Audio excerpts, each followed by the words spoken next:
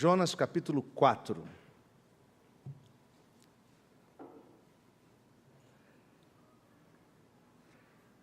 São 11 versos, verso 1 a 11. Eu vou ler os versos ímpares, a igreja os pares, e o verso 11 podemos ler juntos, a uma voz. Com isso, desgostou-se Jonas extremamente e ficou irado.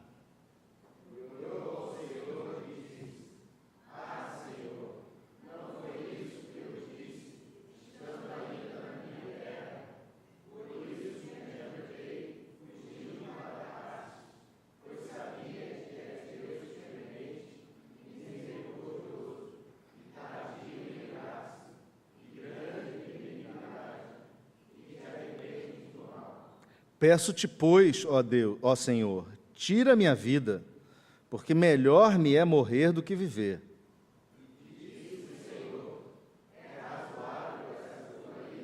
Então Jonas saiu da cidade e assentou-se ao oriente da mesma, e ali fez uma enramada, e repousou debaixo dela à sombra, até ver o que aconteceria à cidade.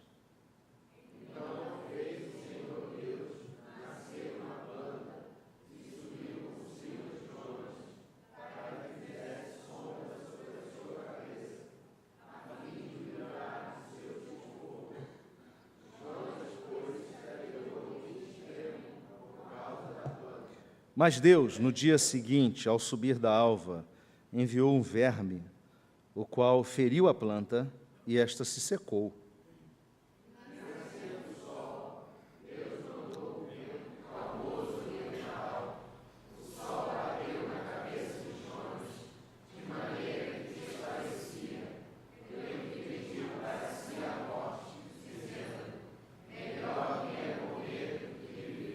Então perguntou Deus a Jonas: é razoável essa tua ira por causa da planta? Ele respondeu: é razoável a minha ira até a morte.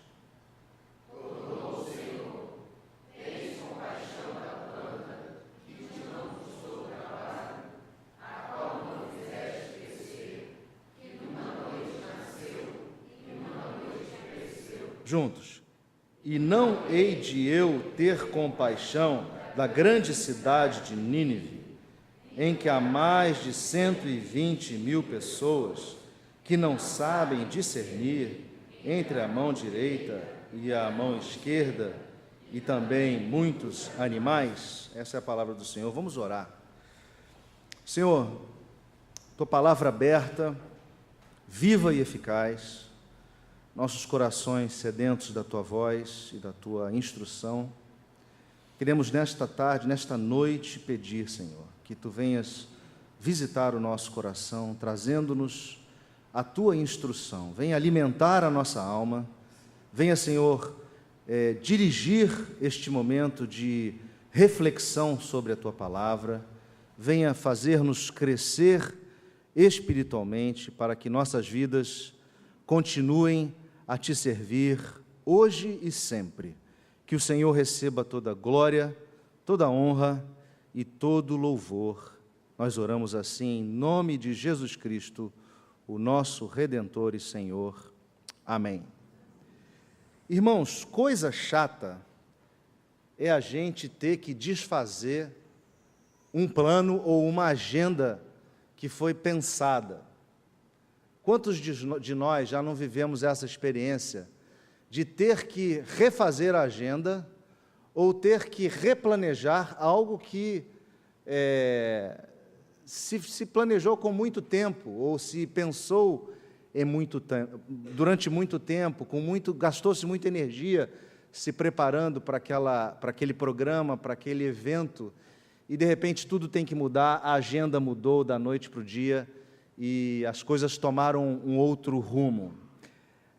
A história de Jonas tem muita semelhança com mudanças de agenda, né?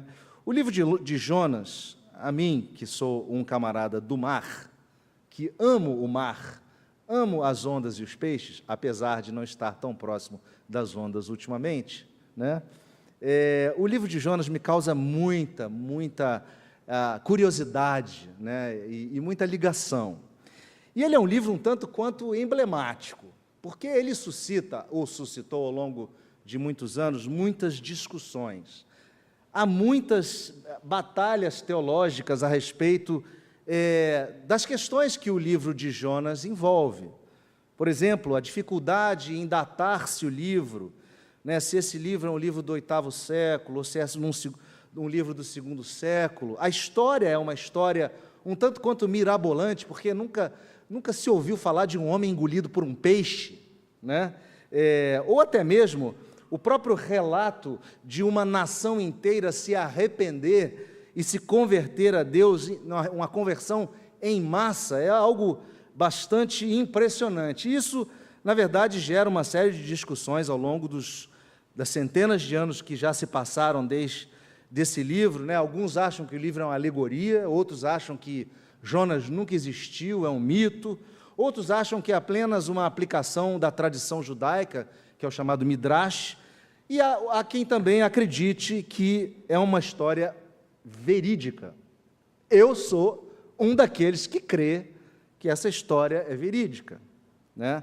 Há dois elementos aqui cruciais que nos ajudam a, pelo menos, entender um pouco essas discussões e esses dilemas, né? Há uma cidade e há uma pessoa. A cidade é Nínive, a pessoa é o profeta Jonas. Nínive é uma daquelas cidades ou daqueles sítios arqueológicos caros à humanidade. É uma cidade que começou e foi descoberta nas suas escavações no século XVII. Século XVII começou-se a descobrir que ali havia uma civilização, descobriu-se então as paredes que cercavam a cidade, e no século XVIII o Museu Britânico assumiu a responsabilidade sobre esse sítio arqueológico, e hoje lá no Museu Britânico você consegue ver com esses olhos os desenhos entalhados em pedra da conquista de Senaqueribe, que foi um dos imperadores assírios, contra os judeus e sobre a cidade de Laquis. Uma verdadeira escultura em pedra, como um pedaço de muro, está lá, dá para você ver, ou seja, Nínive existiu. Nínive, atualmente, é uma ruína, né, que está na cidade, nos subúrbios da cidade de Mossul, lá no Iraque, mais ou menos a uns 800 metros do rio Tigre, né? Mas Nínive teve o seu relato na Bíblia, já em Gênesis 10, no capítulo 11, fala-se que Nínive foi fundada pelo bisneto de Noé, um camarada chamado Nimrod. Nimrod, filho de Cuxi, filho de Cão e filho de Noé, que é filho de Noé, ou seja, Nimrod era bisneto de Noé. E Nínive foi uma cidade muito importante ao longo do Império Assírio, que existiu mais ou menos por volta do século 10, 9, 8, 7 antes de Cristo, ou seja, por 400 anos essa cidade foi importante. Ela foi a sede administrativa de um império que foi um dos grandes impérios da humanidade. Ela foi uma cidade onde havia uma religiosidade muito forte, porque lá tinha um templo a uma deusa chamada deusa Ishtar, que é uma deusa da fertilidade, e os assírios adoravam e faziam oferendas. Então, era uma cidade repleta de história de sociedade, história de religiosidade e história comercial. Era, de fato, um centro comercial muito importante, porque era a capital desse império. E os assírios foram um povo muito mau, muito cruéis. Eles eram inimigos históricos de Israel e Judá, né, lá pelos idos do século VIII, do século VII. Né? Então, Nínive teve sua história e eventualmente acabou destruída como juízo de Deus. Você encontra essa profecia no livro de Amós, né? E em 609 a.C. o Império Assírio morreu. Foi, de fato, desfeito. Nínive foi derrubada em 612 a.C. Mas este homem chamado Jonas, filho de Amitai, profeta de Deus, viveu num reinado no século VIII, por volta aí do ano de 760, entre 793 e 738 a.C. E ele exerceu um ministério na mesma época que Amós. Ambos profetizaram a respeito de Nínive. E Nós encontramos esse registro do profeta Jonas no segundo livro dos Reis, no capítulo 14, verso 25. Lá está a história de Jonas, que ele era filho de Amitai e era habitante de uma cidade chamada Gat-Eter. Jonas era galileu. Jonas era galileu. Esse é um dado curioso. A historicidade de Jonas ela é discutida, mas os judeus creem que ele foi realmente um personagem que existiu.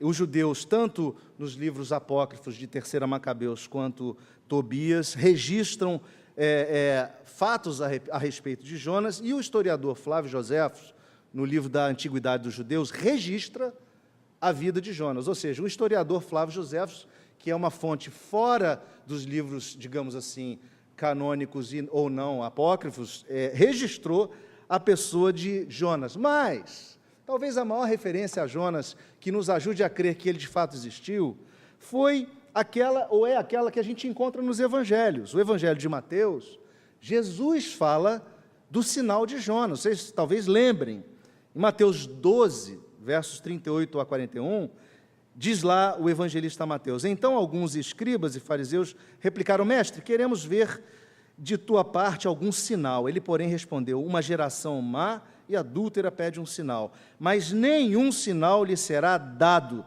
senão o do profeta Jonas. Porque assim como esteve Jonas 3 dias e 3 noites no ventre do grande peixe, assim o Filho do Homem estará 3 dias e 3 noites no coração da terra. Ninivitas se levantarão no juízo com esta geração e a condenarão, porque se arrependeram com a pregação de Jonas.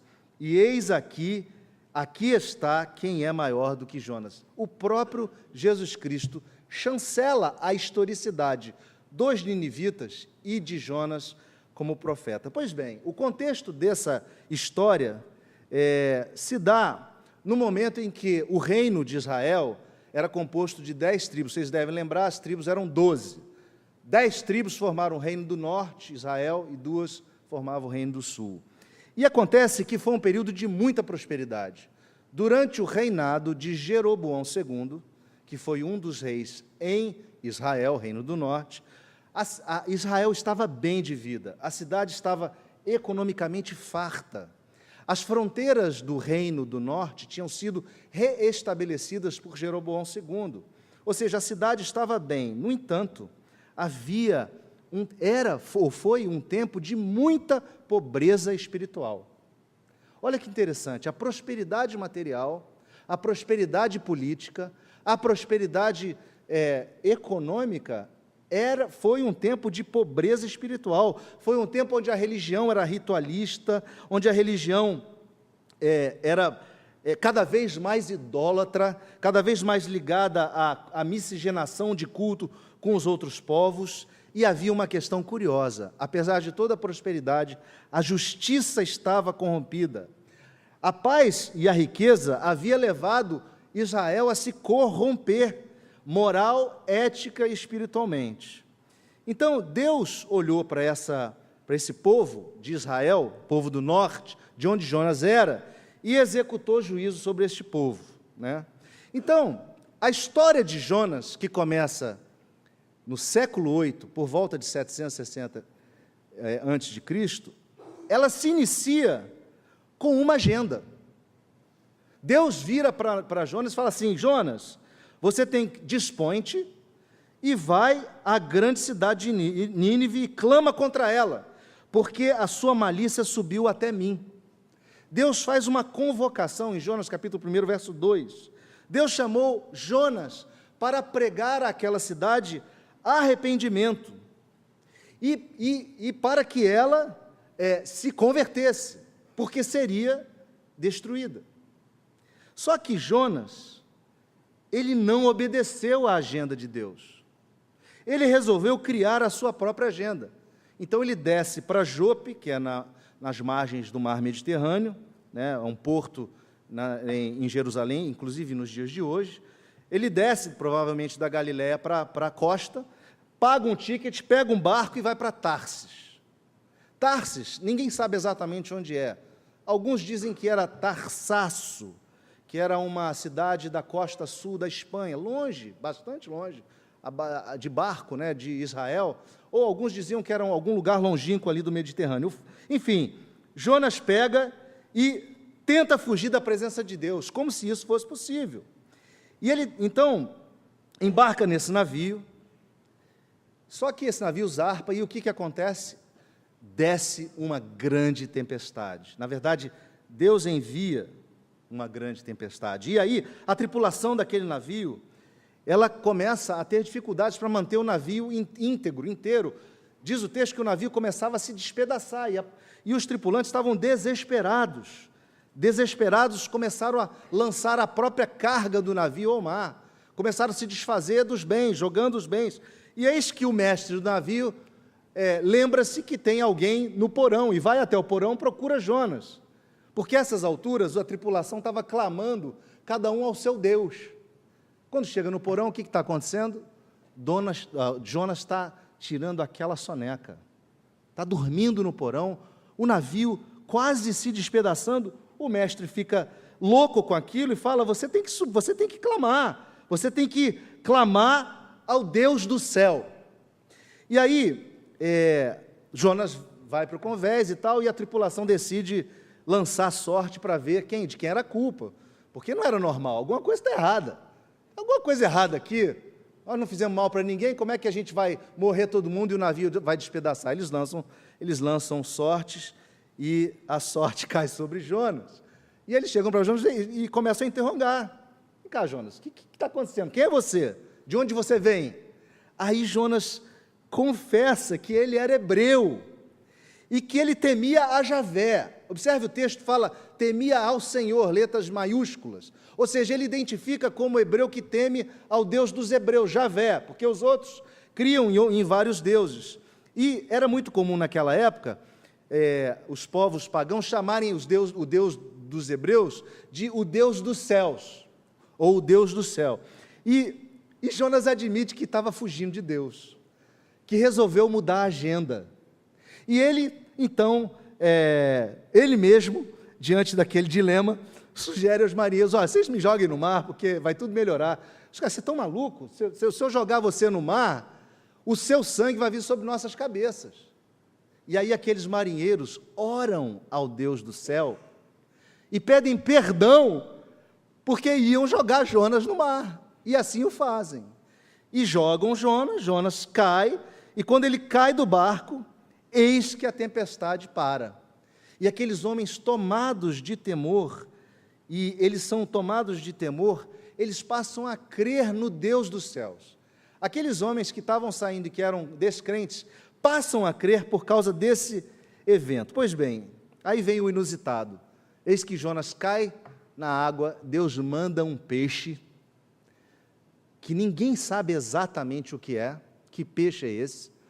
Há várias discussões, a mais precisa delas é que não pode ser baleia, porque a baleia tem uma questão de uma garganta muito fina, não seria capaz de passar uma pessoa, supõe-se que poderia ser um tubarão-baleia, né, ou algum outro peixe dessa família dos cetáceos, um cachalote, ninguém sabe exatamente. O fato é que Deus manda esse peixe, o peixe engole Jonas fica 3 dias debaixo d'água, dentro daquela barriga, curtindo um cheiro bom de peixe podre, né, e curtindo algas e curtindo o desespero. Gente, 3 dias na barriga de um peixe,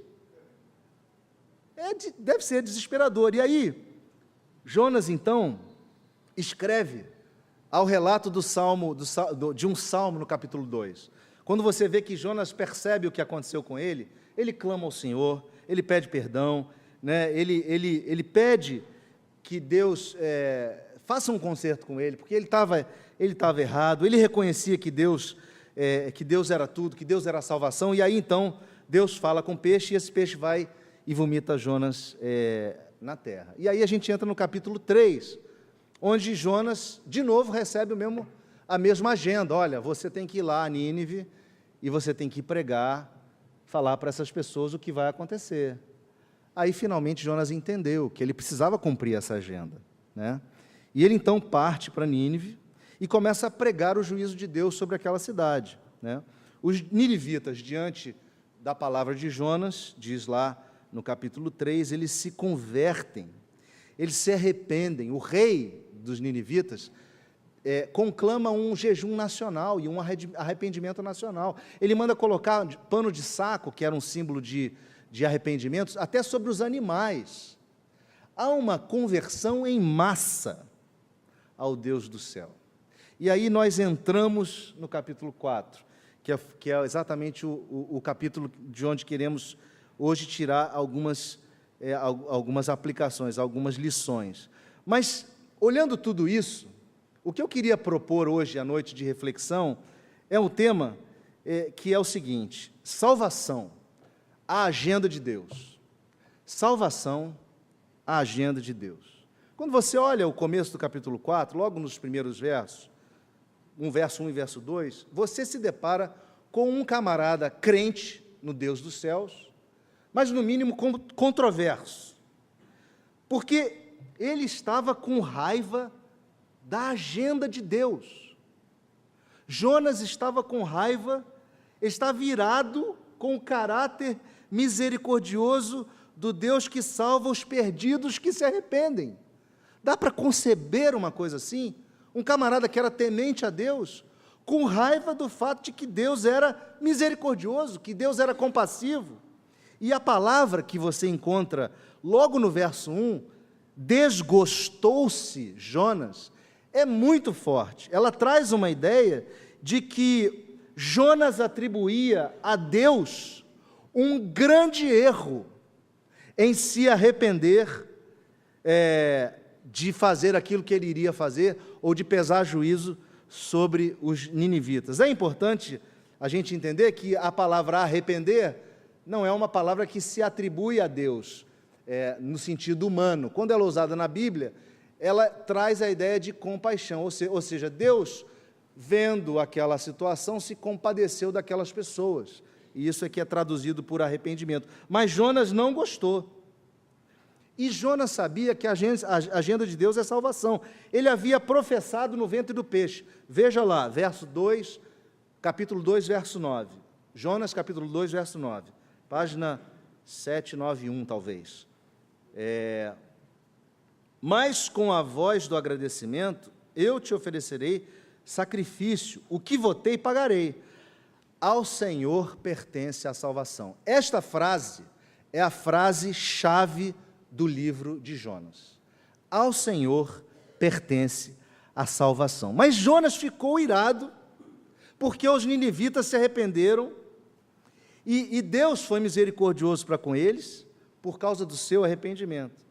Agora, como pode alguém ficar com raiva com o fato de que Deus se compadecera de um povo arrependido? Assim, não dá para acreditar que esse camarada, que era profeta e servo de Deus, estava tão equivocado. É incrível, mas ele de fato estava, né? Havia na cabeça de Jonas uma ideia muito frequente na cabeça dos judeus, de que o Deus dos céus é o Deus dos judeus, de que o Deus dos céus não se importa com os outros povos, as outras etnias. Nós hoje podemos correr esse risco de achar que o Deus dos céus, e Jesus Cristo, não se importa com outros povos e outras etnias, que Ele é o nosso Deus exclusivo. Deus não é Deus exclusivo de nenhuma etnia e de nenhuma nação. Deus não é Deus exclusivo de nenhuma etnia e de nenhuma nação. Mas na cabeça de Jonas, ele achava que Deus era Deus só dos judeus, e os gentios, os pagãos, que ficassem com o Deus deles, e não havia a possibilidade de serem alcançados por essa grande misericórdia. E aí ele se depara com o Deus dos céus, abençoando gentios, abençoando pagãos. Nos versos 3 a 5, a gente vê um camarada birrento, obtuso e fechado. Um camarada que pede a morte, achando que isso podia mover o coração de Deus. Jonas pede a morte. mas Deus o confronta com a sua ignorância. Como quem diz: Jonas, você tem certeza que você está me pedindo para morrer? Você tem certeza que você quer a morte? Você tem noção do tamanho da sua falta de percepção? Você acha razoável essa sua ira? É o texto, é o que diz o texto. Jonas, ele ficou com raiva. Ele ficou com raiva e ele foi, mais uma vez, com raiva, assentar-se na colina, de frente para Nínive, achando que ele havia dado uma chave de galão em Deus, porque tinha dito a Deus: me mata, e Deus não iria matá-lo. Então, Deus vai fazer alguma coisa diferente para eu não querer morrer, porque eu quero morrer, porque eu não quero ver essas pessoas maldosas, esse povo mau, convertido, abençoado. Eu não quero ver esse povo sendo alcançado pela graça, pela misericórdia de um Deus que é compassivo. E Jonas, então, ele se assenta e fica olhando para a cidade, aguardando que Deus destruísse a Nínive. Jonas só tinha na sua cabeça a sua própria agenda. Jonas tinha em sua cabeça a sua própria agenda. Ele queria que a sua justiça fosse feita, ele queria que o seu tempo, o seu juízo se manifestasse, porque ele havia clamado, e que Deus destruiria em 40 dias, e ele queria ver essa destruição, Então, Jonas ficou extremamente frustrado, porque ele se deparou com o fato de que Deus tem uma agenda, e Deus não negocia com o homem a agenda dele. Jonas ficou, de fato, irado, né? E isso o texto fala bastante. Nos versos 6 a 7, nós vemos mais uma vez Jonas se mostrando como alguém que não tinha entendimento, né? Como alguém que não queria entender que Deus é compassivo com todas as pessoas, que Deus tem compaixão pelas pessoas. E Deus demonstra a Jonas, depois que Jonas se assenta, faz uma sombrinha com uns ramos que ele encontrou, Deus faz crescer uma erva, dizem que era mamona, ninguém sabe exatamente, mas é um desses ramos rápidos, né, de planta que cresce rápido. E essa planta cresce, essa planta dá abrigo a Jonas, protege um pouquinho do sol, mas Deus mostra para ele que a mesma mão que providenciou o peixe para livrá-lo, a mesma mão que exerceu misericórdia sobre Nínive, sobre os pagãos arrependidos, é a mão que provê abrigo através da planta, abrigo contra o sol escaldante, mas também é a mão soberana que tira o abrigo, e que mostra para Jonas, mais uma vez, que a agenda de Deus é a agenda que ele precisava entender, a agenda que ele precisava seguir, né? Deus questiona a Jonas, mais uma vez: por que você se irou? Por que você está com raiva? Quando ele envia um verme para matar a planta, Deus envia um verme para matar a planta, que era abrigo de Jonas. Deus fica com raiva que a planta morreu, que Deus matou, que o verme matou a planta. E aí Deus vira-se para Jonas e fala: deixa eu ver se eu entendi. Você está preocupado com a planta que morreu, e você não está preocupado com mais de 120.000 almas que vivem na cidade de Nínive, e que não sabem discernir entre a mão esquerda e a mão direita? É isso mesmo, Jonas? É isso mesmo? E o curioso é que o livro termina com uma pergunta. O verso 11 diz lá: não hei eu de ter compaixão da grande cidade de Nínive, em quem há mais de 120.000 pessoas que não sabem discernir entre a mão direita e a esquerda, e também muitos animais? E o livro termina assim. E aí, olhando para essa história, eu queria extrair dela, 3 lições para nós. A história realmente é uma história muito diferente, E é uma história muito difícil de aceitar ou até de entender, né? Mas a primeira lição que eu queria tirar dessa história é a seguinte: Deus tem uma agenda, e ela se chama salvação. Deus tem uma agenda, e ela se chama salvação. Quando você olha o Salmo 67,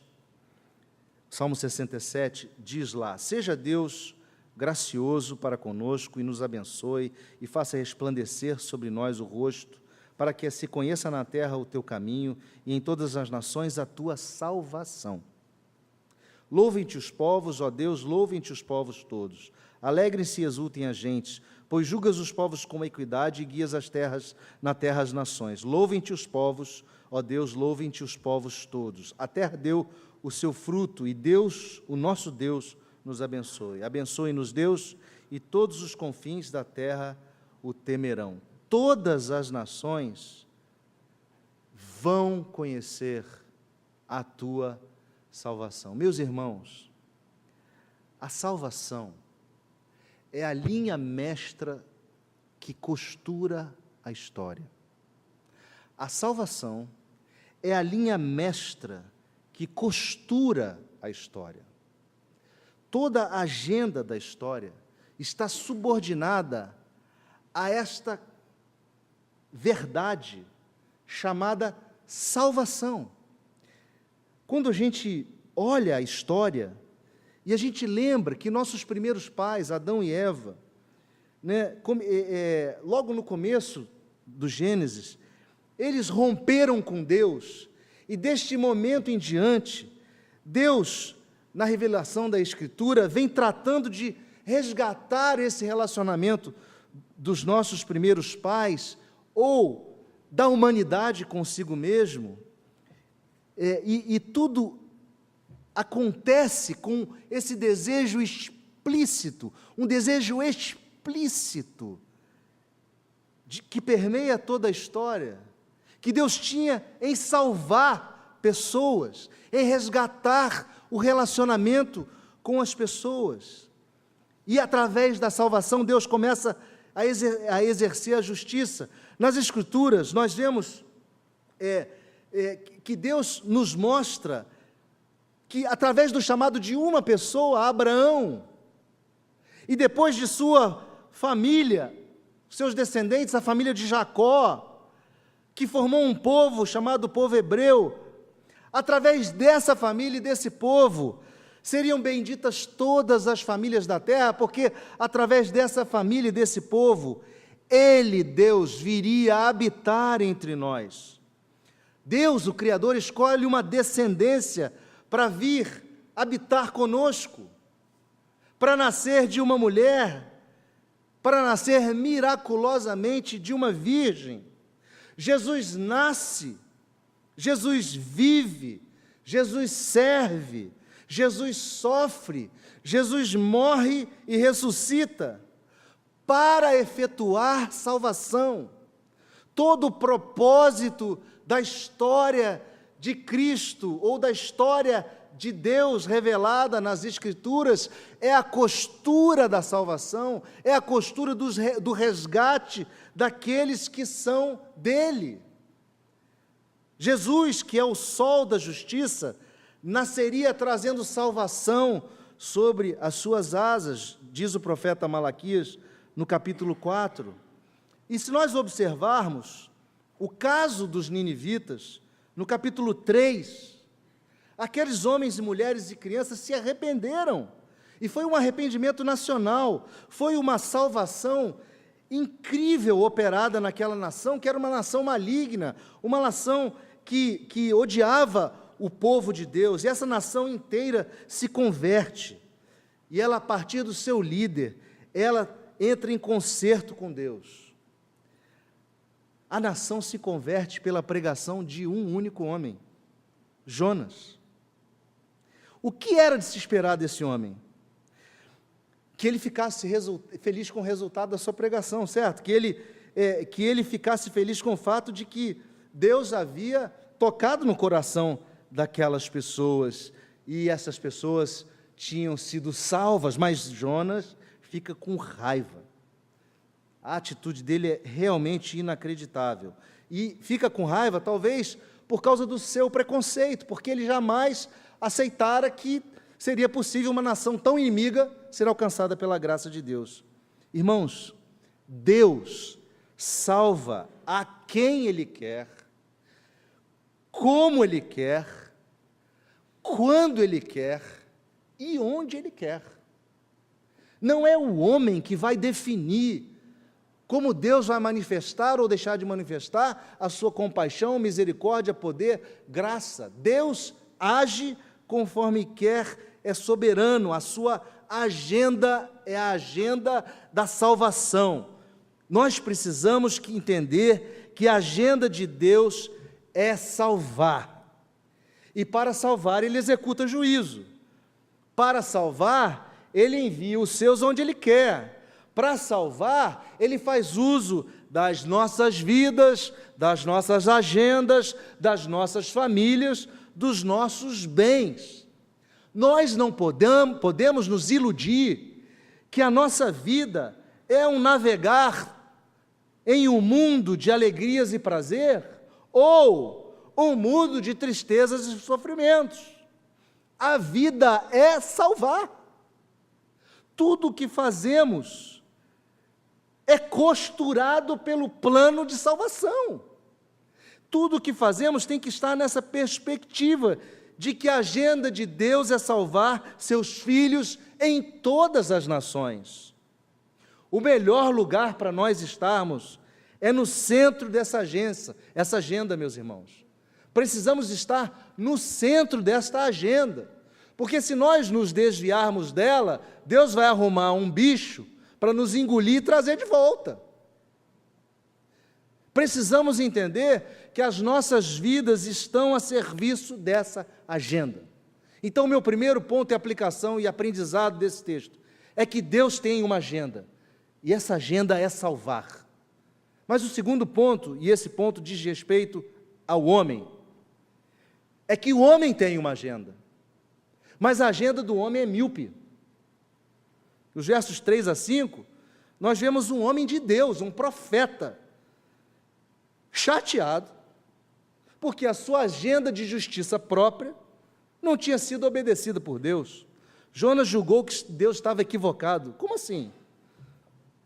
Como assim perdoar uma nação tão iníqua, tão má para os meus irmãos judeus?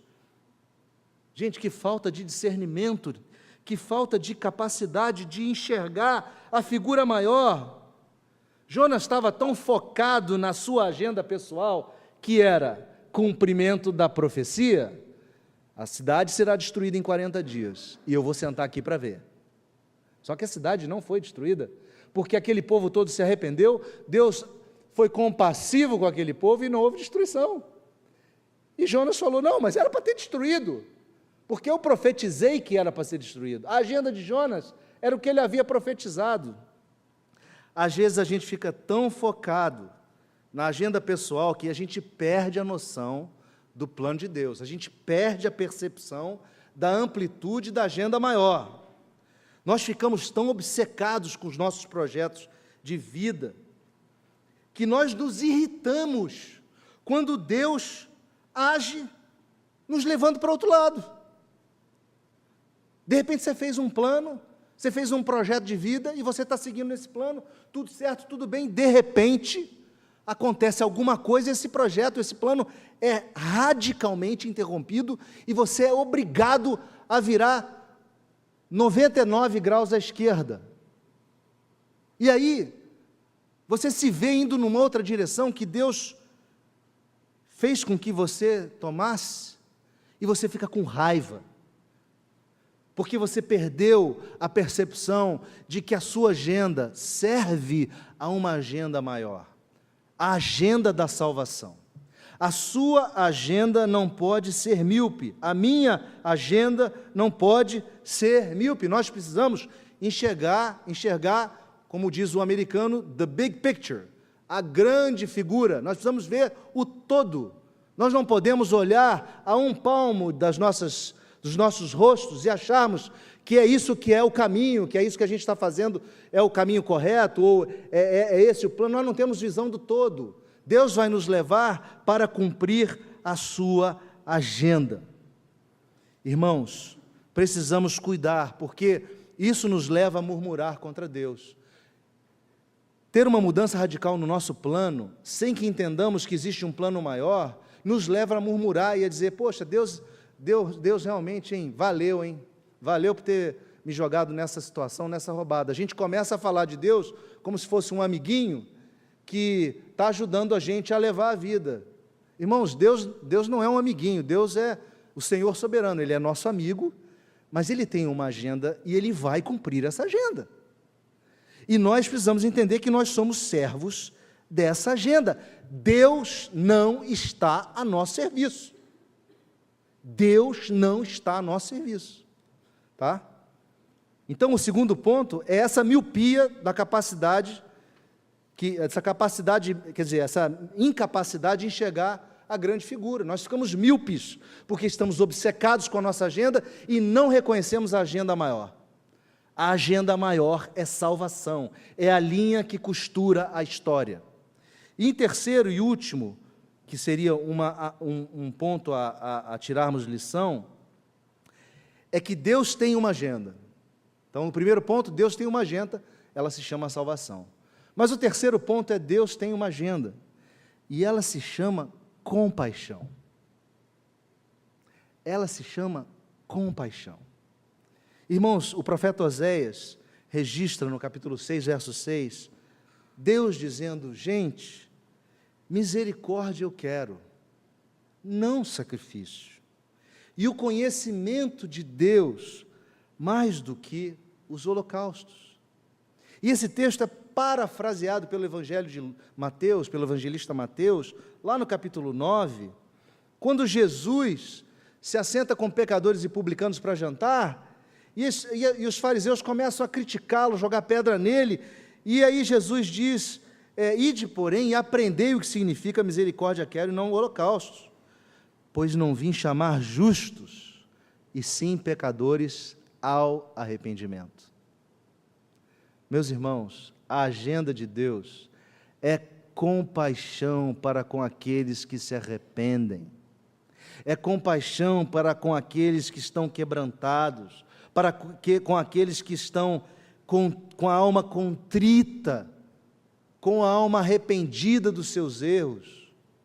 Houve uma comoção nacional em Nínive, eles se comoveram, se compungiram, se derramaram, tiveram seus corações pesados pelos seus erros, reconheceram e vestiram o pano de saco para representar a sua humildade, sua humilhação diante do Senhor da terra.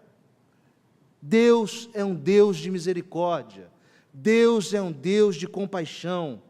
O profeta Isaías diz, lá no capítulo 57, verso 15, porque assim diz o alto sublime que habita a eternidade, o qual tem o nome de santo, habito no alto e santo lugar, mas habito também com o contrito e abatido de espírito, para vivificar o espírito dos abatidos e vivificar o coração dos contritos. Deus habita com aqueles que estão contritos, arrependidos.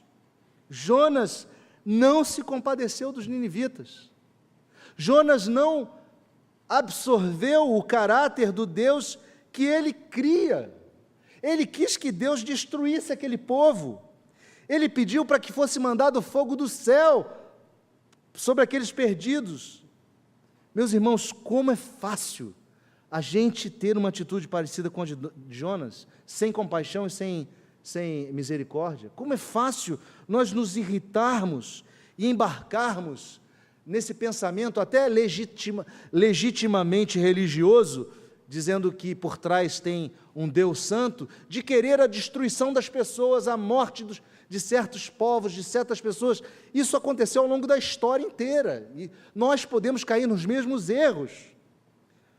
Jonas atendeu esse chamado de Deus para pregar para aquele povo, dizendo que eles iam ser destruídos, mas Jonas queria o sangue. Jonas queria ver sangue. Quantas vezes você e eu queremos ver sangue? Quantas vezes você e eu não queremos compaixão? Não queremos nos compadecer das pessoas? queremos que elas sejam mesmo, que elas sofram por seus atos. Meus irmãos, a agenda de Deus é a compaixão. O evangelista Mateus, no capítulo 9, verso 36, diz lá: vendo ele, Jesus, as multidões, compadeceu-se delas, porque estavam aflitas e exaustas, como ovelhas que não têm pastor. Precisamos ter este olhar de Jesus. Precisamos ver as pessoas que não são da nossa fé com compaixão, com cuidado, com atenção, com carinho, para que possamos levar até elas o verdadeiro amor que tudo faz, que tudo sofre, que tudo suporta, para levarmos até essas pessoas o amor que é a abnegação pura, um amor que é representado pela maior atitude de autonegação, o amor que levou o nosso Senhor até a cruz do Calvário. Nós precisamos ter compaixão das pessoas que pensam diferente da gente. Nós precisamos amá-las como Cristo as amaria. Portanto, meus irmãos, lembrem-se, a agenda de Deus é a salvação. E esta agenda costura a história. Nós precisamos cuidar para que as nossas agendas não sejam míopes e tenham a visão do todo. E por fim, precisamos também saber que o nosso Deus tem uma segunda agenda, e essa de braços dados com a primeira, é a agenda da compaixão. Precisamos ter compaixão das pessoas, precisamos ser compassivos como Deus foi conosco e como Deus foi com os ninivitas. Que o Senhor nos ajude, irmãos, porque é muito difícil. Nós seguimos a nossa agenda, não queremos abrir mão dela, não queremos mudar os nossos planos, achamos que somos senhores das nossas próprias vidas, das nossas próprias carreiras, dos nossos próprios recursos, daquilo que a gente faz, daquilo que a gente deixa de fazer, mas tudo serve a uma agenda maior, e essa agenda é a salvação. Que nós tenhamos isso na nossa mente toda vez que a gente fizer planos. Amém? Vamos orar? Deus, é tão difícil nos submetermos à Tua agenda, porque somos todos nós tão cheios de segurança e somos tão convictos de que o nosso plano foi muito bem traçado e muito bem pensado, e, Senhor, ele será um plano perfeito, será levado a cabo. Ó Deus, nós não conseguimos saber o que nos espera na próxima curva. Nós queremos Te pedir que em nós haja a atitude de submissão ao Teu plano maior, que possamos entender os nossos planos dentro do maior plano, que possamos entender que o Senhor nos leva e traz para os diversos lugares, para encontrar as mais diferentes pessoas, porque há um plano maior, o plano da salvação. Que o Senhor possa implantar em nossos corações essa certeza, esta convicção, e que nós, Senhor, possamos ser compassivos com o nosso próximo, possamos ter compaixão daqueles que necessitam de uma palavra, de uma orientação, ó Deus, que necessitam de uma mão estendida, ou até mesmo, Senhor, de um simples silêncio acompanhando em momentos de dificuldade. Pai, dá-nos esta capacidade de vivermos o Evangelho na sua plenitude.